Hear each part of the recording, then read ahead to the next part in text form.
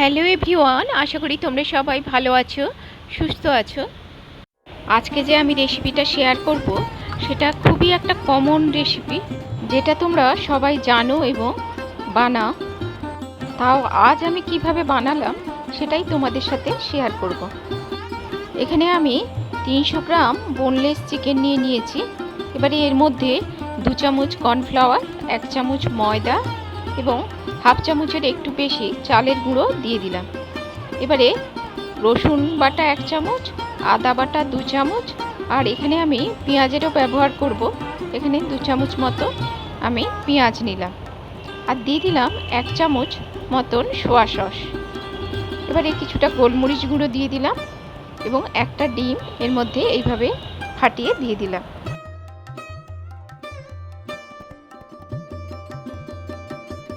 এবার প্রয়োজন মতন অল্প একটু চিনি এবং নুন দিয়ে দিলাম।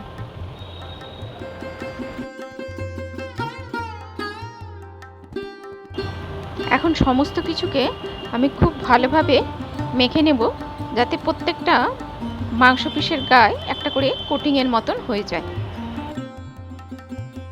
এখানে দেখো, আমি কিছুটা আদা কুচি নিয়েছি, কিছুটা রসুন কুচি নিয়েছি, আর পেঁয়াজকে এরকম চৌকো চৌকো করে কেটে এইভাবে ছাড়িয়ে নিচ্ছি, আর নিয়েছি ক্যাপসিকাম আর একটু গাজর। এখন এই ম্যারিনেট করা চিকেনগুলো ভাজার জন্য আমি কড়ায় বেশ কিছুটা তেল নিয়ে নিলাম, কারণ এগুলোকে ডিপ ফ্রাই করে নিতে হবে। এবারে আমি চিকেনগুলোকে এইভাবে ভেজে নেব।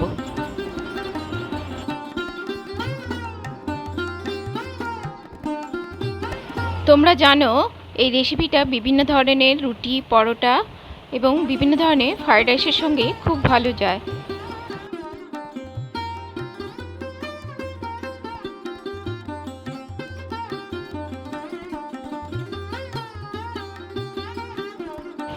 এইভাবে চিকেনের দু পিঠটাই এরকম লাল লাল করে ভেজে নিয়ে আমি এগুলো তুলে নেব।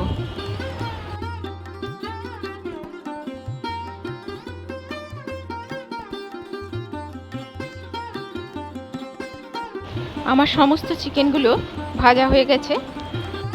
এবারে আমি একটা সসের মিক্সচার তৈরি করছি। দেখো, এখানে 3 চামচ আমি টমেটো সস নিলাম, 1.5 চামচ চিলি সস, আর 1 চামচ উস্টার সস নিয়েছি, আর নিয়েছি 1 চামচ সয়া সস,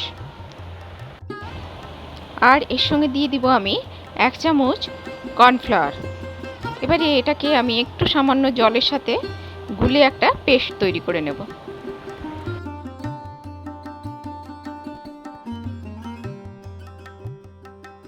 যে পাত্রে চিকেনগুলো ভেজেছিলাম সেখানে মাত্র 2 চামচ তেল রেখে বাকি তেলটা আমি সরিয়ে দেব। এই দেখো, মাত্র 2 চামচ তেল নিয়ে নিয়েছি। এবারে এর মধ্যে আমি আদা আর রসুন কুচিটা প্রথমে ভেজে নেব।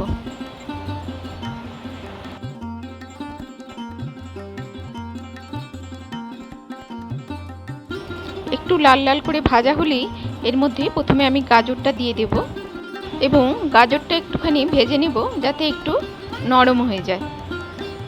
তারপর এতে আমি সমস্ত সবজিগুলো এবং কাঁচা লঙ্কা দিয়ে দেব, মানে পেঁয়াজ, ক্যাপসিকাম এবং কাঁচা লঙ্কাটা আমি এর মধ্যে দিয়ে দিলাম।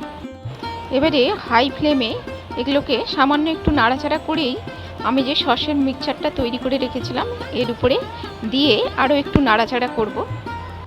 এরকম হাই ফ্লেমে যদি সসের মিক্সচারটা নাড়াচাড়া করো, দেখবে একটা স্মোকি ফ্লেভার আসবে। বেশ কিছুক্ষণ নাড়াচাড়া করার পরে আমি বাটিটা ধুয়ে একটুখানি জল দিয়ে দেব।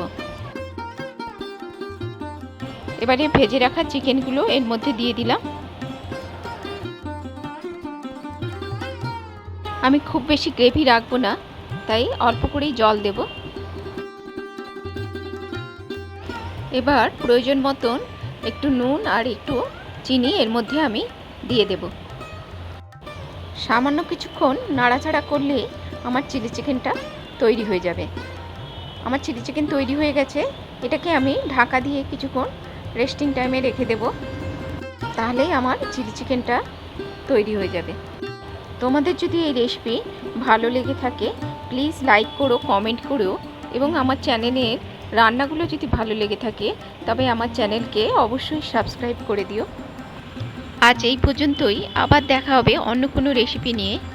সবাই ভালো থেকো, সুস্থ থেকো এবং এতক্ষণ দেখার জন্য অনেক অনেক ধন্যবাদ।